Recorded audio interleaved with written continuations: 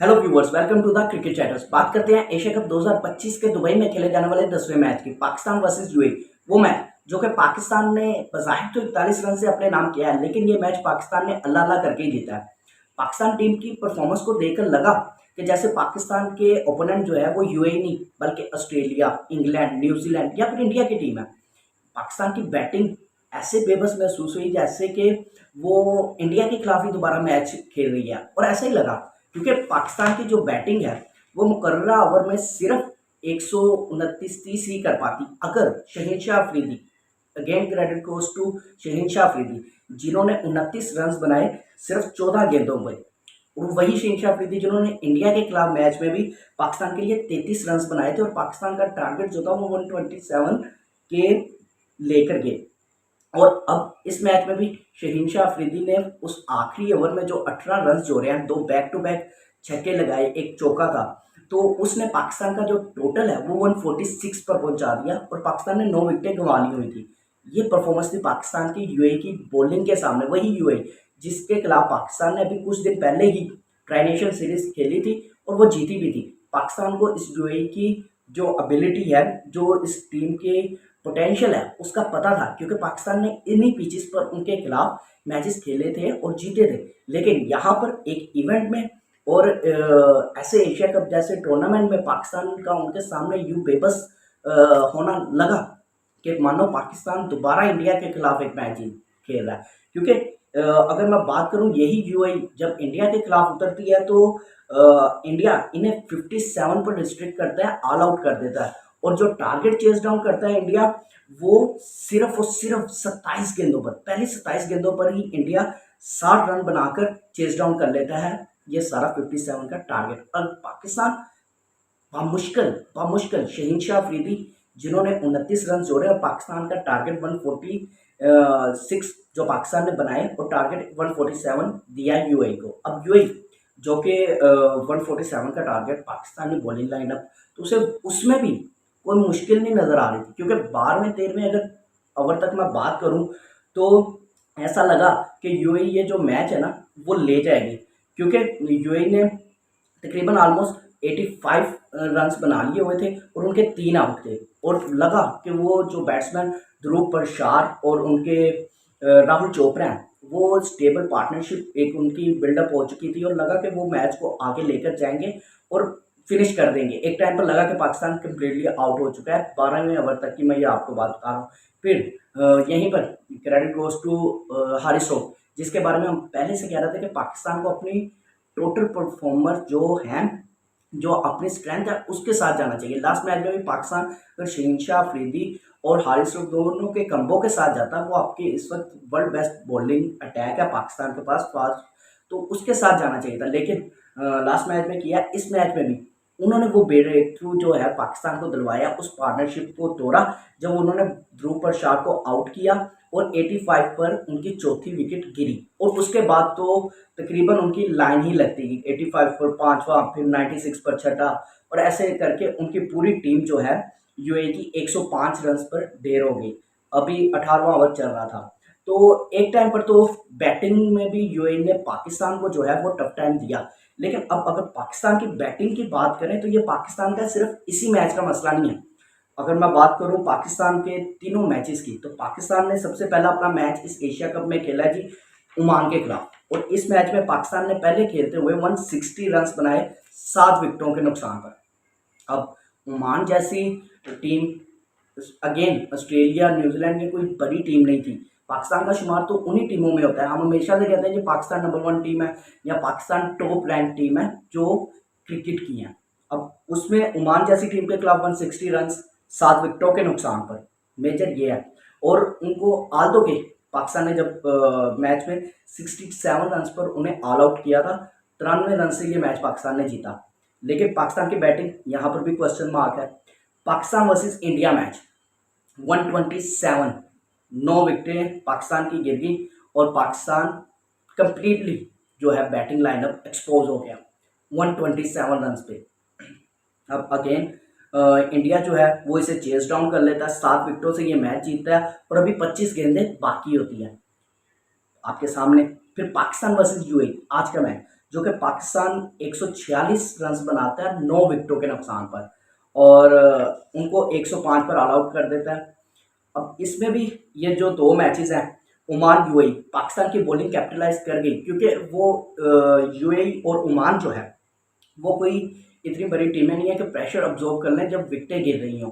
लेकिन इंडिया की टीम थी जो इस चीज़ पे प्रैक्टिस थी और जिसको पता था, तो उसने इंडिया ने जो है इंडियन टीम, उसने पाकिस्तान को कैप यानी कि अपने आप पर हावी नहीं होने दिया, बल्कि पाकिस्तान के बॉलिंग पर चढ़े और 131 बना लिया उन्होंने और चेस डाउन कर लिया। 7 विकेटों से पाकिस्तान को हराया और 25 गेंदें भी बाकी थी। अब अगर मैं बात करूं आज के मैच की, तो आज के मैच में पाकिस्तान की बैटिंग को देखकर लगा नहीं कि पाकिस्तान के पास कोई गेम प्लान है या फिर कोई इंटेंट है पाकिस्तानी प्लेयर्स की। क्योंकि मैं बात करूं अगर पाकिस्तान के ओपनर्स की, साइम अयूब और साहिबजादा फरहान, साइम अयूब कंटिन्यूसली सिफर पर आउट हो रहे हैं, पहले ओवर में ही आउट हो रहे हैं। साहिबजादा फरहान वो भी कोई बड़ी इनिंग्स इस एशिया कप के अभी मैचेस में नहीं कर पाए, आल्दो इंडिया के खिलाफ उन्होंने एक छोटी इनिंग्स खेली, लेकिन बड़े रन वो भी नहीं बना पाए। और उसके बाद अगर मैं बात करूं सलमान आगा कप्तान की, वो भी क्लिक नहीं कर पा रहे।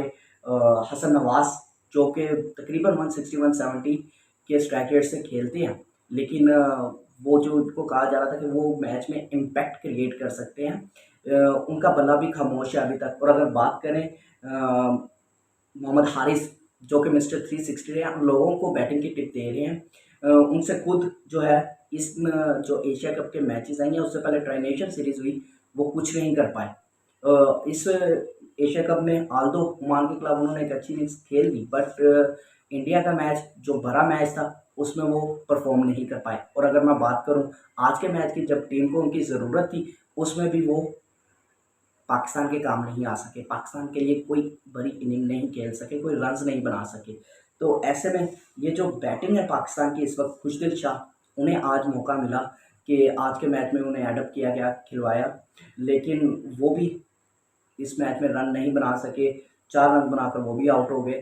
तो यूँ ये जो कहानी है पाकिस्तान की बैटिंग की, ये समझ से बाहर है कि इनकी इंटेंट क्या है, इनकी गेम प्लान क्या है, कि आया बस यही है कि भाईजान आपने जाना है और अपनी मर्ज़ी से जैसे मर्ज़ी खेल के आ जाओ। कोई गेम की जो रिक्वायरमेंट है, जो उस वक़्त अंदर ज़रूरत है कि आप उसके मुताबिक अपने आप को अडॉप्ट करें, इनिंग्स को लेकर चलें, बिल्डअप करें, ऐसा कोई प्लान पाकिस्तान की बैटिंग की तरफ से नज़र नहीं आया।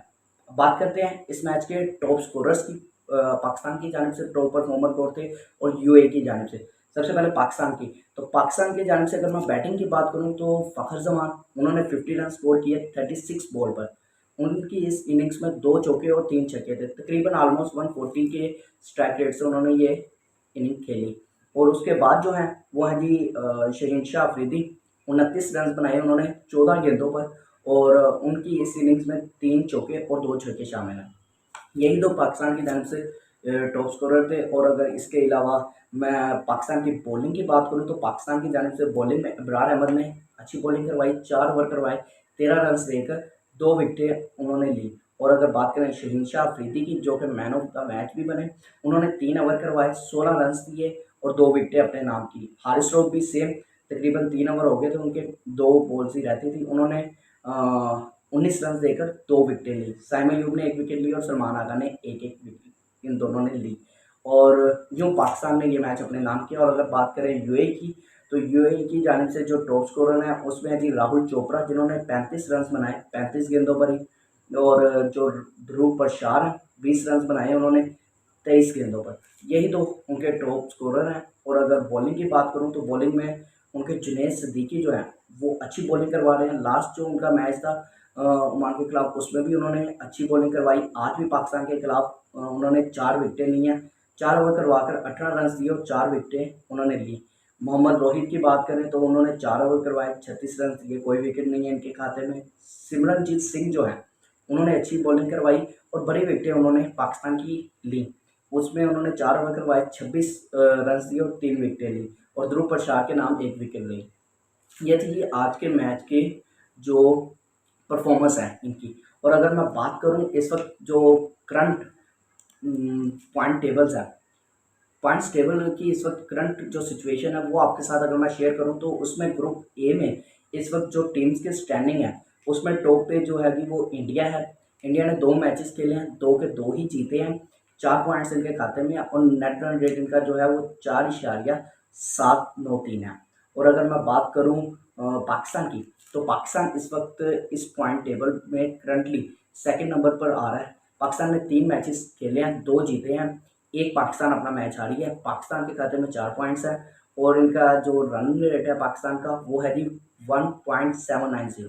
और अगर बात करें यूनाइटेड अरब इमारात की, जिसके साथ पाकिस्तान का आज मैच था, उसने भी 3 मैचेस खेले हैं, 1 जीती 2 हारी, 2 पॉइंट्स थे उनके और इनका नेट रन रेट जो है वो -1.984 है। और उसके बाद ओमान, जिसने 2 मैचेस खेले, 2 की 2 हारी है और इसका एक तीसरा मैच इंडिया के साथ है।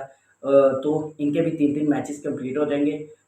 इस ग्रुप ए की अगर बात करूँ तो उसमें क्लियरली इंडिया एंड पाकिस्तान, ये 2 टीमें इस वक्त नेक्स्ट सुपर 4 में जाएंगी और वही फर्दर ऑन एशिया कप में जो है इस ग्रुप से आगे चलकर मैचेस खेलेंगी और यही टीम में होगी जिसमें से कोई एक जाकर आगे फाइनल में कम्पीट करेगा और एशिया कप का टाइटल अपने नाम करेगा। मज़ीद ऐसी इंफॉर्मेटिव वीडियोज़ के लिए क्रिकेट चैटर्स को सब्सक्राइब करें, लाइक शेयर करना मत भूलें ताकि कोई भी लेटेस्ट वीडियो आप मिस ना कर पाएँ।